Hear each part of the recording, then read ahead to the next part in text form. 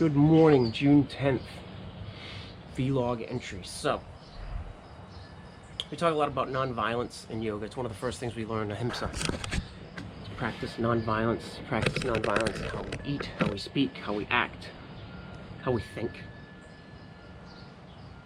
If you have ever thought to yourself, oh, I'm such a failure, that's violent language that you're using on yourself. And I've been thinking about how to make yoga accessible. And I have come to realize that my own fitness level, my own experience, changes the way I talk. So we learn to speak our, to teach our truth, to be truthful and be authentic. So if I'm speaking very much from where I am, then the language that I use is going to be reflective of my own abilities. Not always. This is just the habitual part, right? The part that maybe we don't put as much effort into. And when we talk about yoga and when we try to teach yoga or Q yoga, we do so in a way that makes it inaccessible to people who have a baseline fitness level. We teach yoga in a way that makes it inaccessible to people unless they have a particular baseline fitness level.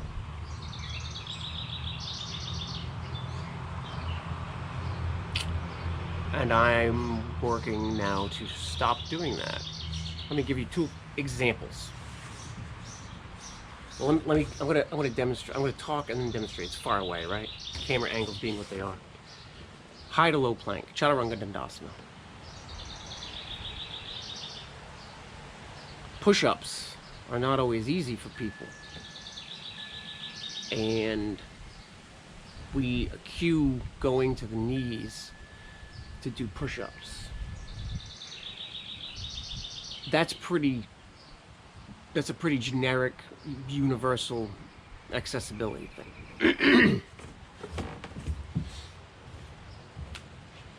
If a person is having difficulty here, we cue to go here.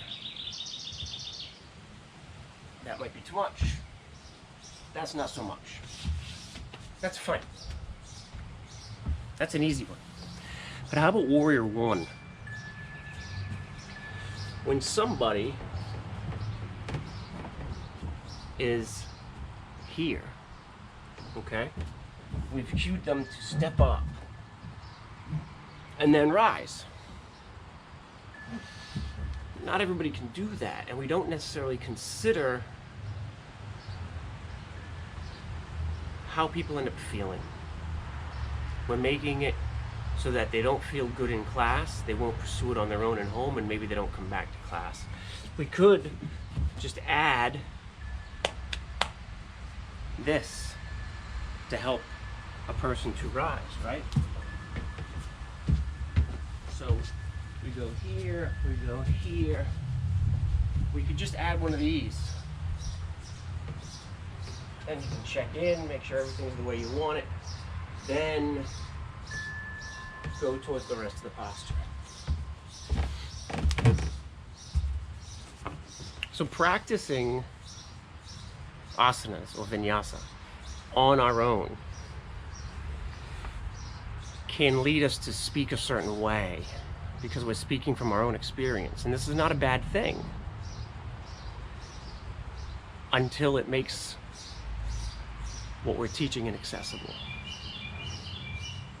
So you have to teach your truth, but to be an authentic yoga teacher, right, you have to have your own vinyasa practice, and then you teach the truth of that practice.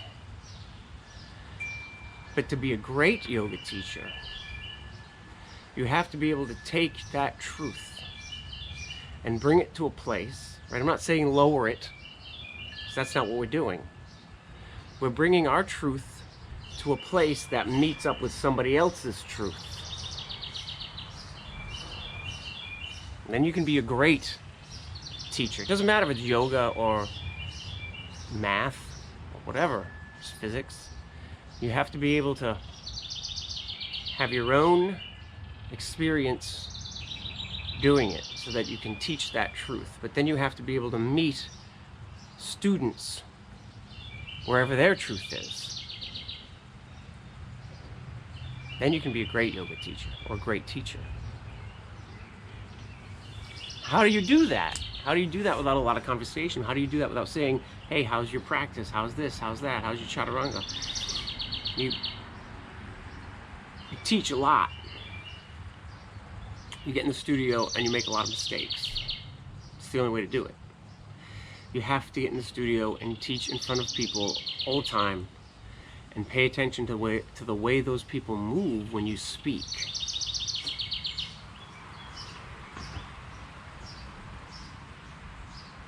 Like if you're a yoga teacher and that person in the third row who always comes to class and never seems to do the thing you're asking them to do, are you going to take it personally? Are you going to think to yourself, oh, so-and-so is not doing this thing because they just don't want to do it right, and I'm the teacher and I know how to do it right? Okay, that's one way to take it. That's certainly a way. You would also take it as something I'm saying is not landing for that person. Now, in some cases, the person really doesn't give a shit. They don't care what you're selling. They've come to move their way, and they're going to move their way, and that's it. Sometimes it's because they don't understand. And you may think to yourself, why is it so hard to understand to do X, Y, Z? It's functional movement. It's the easiest blah, blah, blah, blah, blah. It's easy for you. Might not be easy for them. They might be overcoming years of self-defeating behaviors. They might be dealing with years of bad language to themselves. They might be dealing with years of body shame or anxiety. You have no idea what they're coping with and what it's taken to get them to where they are. And maybe they're just out of gas. They just don't have any more to put in right now. Maybe it's all they can do to make it to their mat. And they would love to do it the right way, if only you would say it in a way they understood. So that's what I'm working on lately. Language. And it extends to everything, doesn't it? It's not just yoga. We share experiences with one another and we build relationships together. And we always use, you hear phrases all the time like, well, so-and-so just gets me, or I really, something about them resonates with me. It's because their stories and experiences are accessible to you, and your stories and experiences are accessible to them without great effort in changing your communication dynamic.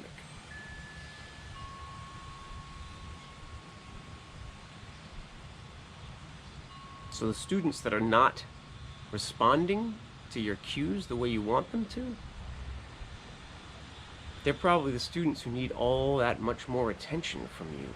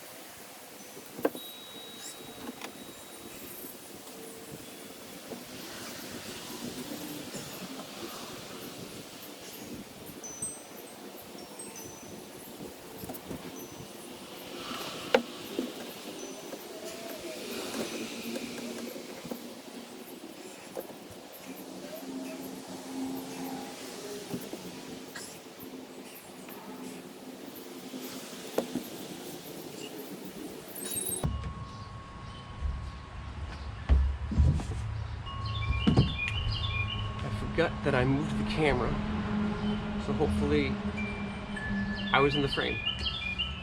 Thanks for joining me on my practice this morning.